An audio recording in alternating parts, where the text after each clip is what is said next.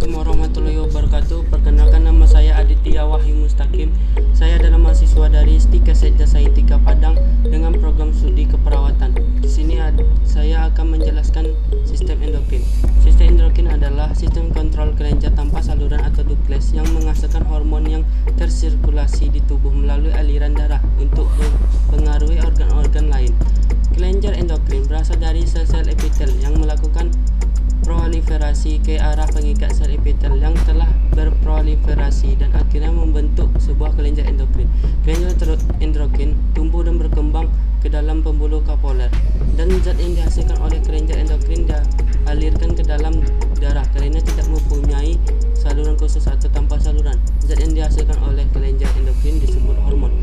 Hormon merupakan zat organik yang mempunyai sifat khusus yang merupakan pengaturan fisiologi terhadap kelangsungan hidup suatu organ atau sistem. Fungsi-fungsi sistem endokrin. Yang pertama yaitu membedakan sistem saraf pusat dan sistem saraf reproduktif pada janin yang sedang berkembang. Yang kedua, menstimulasi urutan perkembangan. Yang ketiga, mengkoordinasikan sistem reproduksi. Yang keempat, memelihara lingkungan internal optimal. Yang kelima, melakukan respon korektif dan adaptif ketika terjadi stimulasi darurat. Macam-macam sistem endokrin. Yang pertama, hipofisis anterior. Hormon somatotropin atau untuk pemelahan sel pertumbuhan. Yang kedua, hormon tirotropin untuk sintesis hormon tiroksin dan pengambilan unsur yodium. Yang ketiga, hormon adrenokortikotropin untuk merangsang kelenjar korteks membentuk hormon. Yang keempat, hormon laktogenik untuk sekresi ASI. Yang kelima, hormon gonadotropin untuk pesa pada wanita pemasakan folikel, pada pria pembentukan spermatogeneum, LH pada wanita pembentukan corpus luteum, pada pria merangsang sel interstitial membentuk hormon testosteron. Yang keenam, hipofisis medula untuk membentuk hormon pengatur melanosit. Yang kedua, hipofisis posterior. Hormon yang pertama itu hormon oksitosin untuk merangsang kontraksi kelahiran. Yang kedua, hormon vasopresin untuk merangsang reabsorpsi air ginjal. 2. Kelenjar tiroid. Kelenjar tiroid adalah salah satu dari kelenjar endokrin terbesar pada tubuh manusia. Kelenjar ini dapat ditemui di leher. Kelenjar ini berfungsi untuk mengatur kecepatan tubuh membakar energi, membuat protein dan mengatur kesensitifan tubuh terhadap hormon lainnya. Kelenjar tiroid dapat distimulasi dan menjadi lebih besar oleh epoprostenol.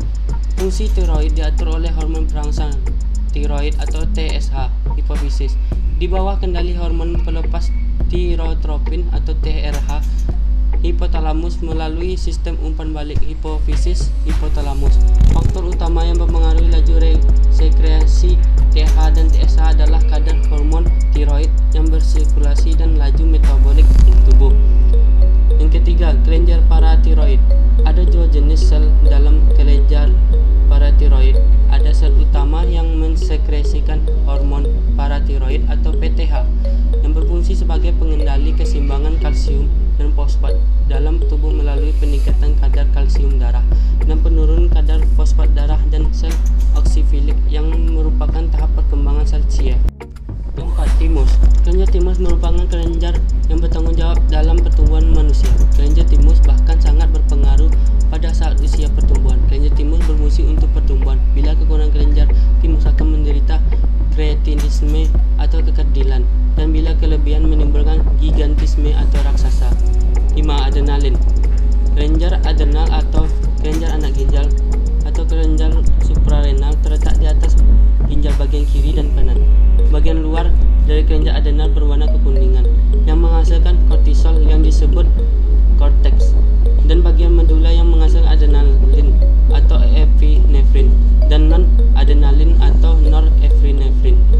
Kelenjar adrenal terdiri atas dua bagian yang berbeda, yaitu pada setiap ginjal terdapat satu kelenjar suprarenal dan dibagi atas dua bagian, yaitu bagian luar atau korteks dan bagian tengah atau medula. Pada korteks menghasilkan hormon deokskortison dan kortison dengan fungsi mempengaruhi penyerapan. 6. Pankreas. Kelenjar pankreas termasuk golongan kelenjar endokrin. Ada beberapa kelompok sel pada pankreas yang dikenal sebagai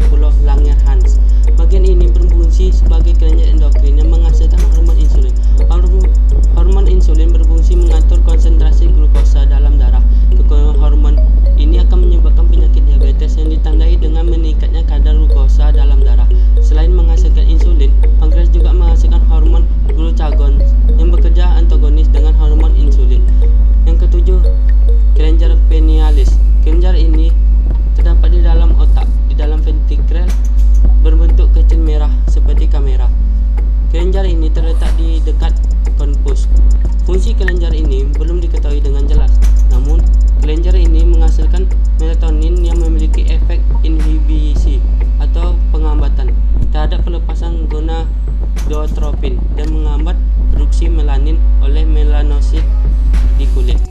Yang kedelapan, gonad. Kelenjar kelamin atau kelenjar gonad adalah kelenjar endokrin yang memproduksi dan mengeluarkan steroid yang mengatur pembangunan tubuh dan mengendalikan karakteristik seksual sekunder. Gonad adalah organ yang memproduksi sel kelamin. Pada pria, gonadnya adalah testis, dan pada wanita, gonadnya adalah ovarium. Secara umum, kelenjar kelamin atau kelenjar gonad pada laki-laki dan perempuan sangat berbeda, baik dari segi struktur fisiologis, kandungan, dan jumlah hormon yang dikandungnya. Kelenjar kelamin atau kelenjar gonad terbentuk pada minggu-minggu pertama gestasi dan tampak jelas pada minggu kelima. Diferensiasi jelas dengan mengukur kadar testosteron fetal terlihat jelas pada minggu ke-7 dan ke-8 gestasi.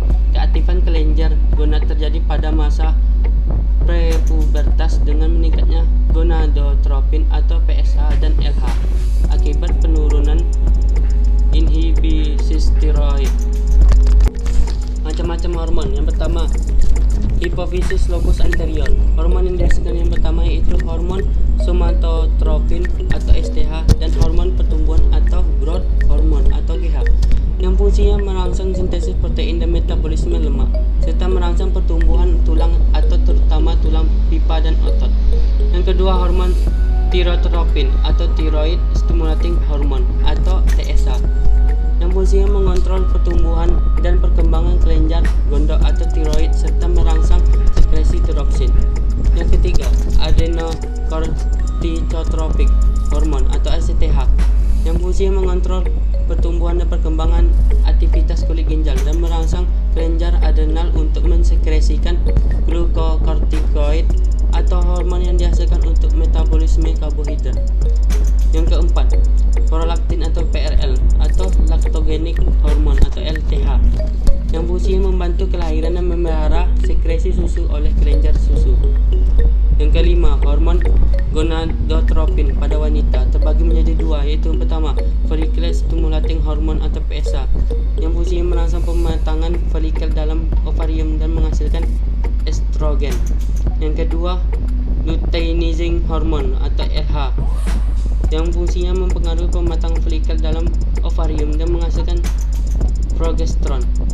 Yang keenam, hormon gonadotropin pada pria. Yang pertama yaitu PSH, merangsang terjadinya spermatogenesis atau proses pematangan sperma. Yang kedua, interstitial cell stimulating hormone atau ICSH, yang fungsinya merangsang sel-sel interstitial testis untuk memproduksi testosteron dan androgen. Yang kedua yaitu hipofisis pars media. Hormon yang dihasilkan yaitu MSH atau melanocyte stimulating hormone, yang fungsinya mempengaruhi warna kulit individu dengan cara menyebarkan butir melanin. Apabila hormon ini banyak dihasilkan, maka menyebabkan kulit menjadi hitam. Yang ketiga, hipofisis lobus posterior. Hormon yang dihasilkan yaitu yang pertama, oksitosin, yang fungsinya menstimulasi kontraksi otot polos pada rahim wanita selama proses melahirkan. Yang kedua, hormon ADH, yang fungsinya menurunkan volume urin dan meningkatkan tekanan darah dengan cara menyempitkan pembuluh darah. Proses umpan balik. Hipotalamus menghasilkan releasing hormon ATP dan menuju adenohypophysis dan menghasilkan stimulating hormon atau SH dan menuju target gland dan menghasilkan hormon. Jika hormon yang dihasilkan banyak, target gland dan hormon ke hipotalamus dan atau adenohypophysis untuk menghambat proses RH dan SH. Jika hormon yang dihasilkan kurang, target gland akan merangsang ke hipotalamus untuk menghasilkan RH. Umpan balik positif adalah rangkaian proses khusus yang melibatkan satu atau lebih hormon dan terdapat siklus efek positif yang memperkuat sinyal awal. Salah satu contoh umpan balik positif adalah pemeliharaan produksi prolaktin dari kelenjar hipofisis anterior selama laktasi. Umpan balik negatif merupakan serangkaian proses khusus serupa yang melibatkan satu atau lebih hormon, kecuali terdapat siklus pengaruh negatif. Salah satu contoh umpan balik negatif adalah lobus anterior kelenjar hipofisis menghasilkan TSH yang merangsang kelenjar tiroid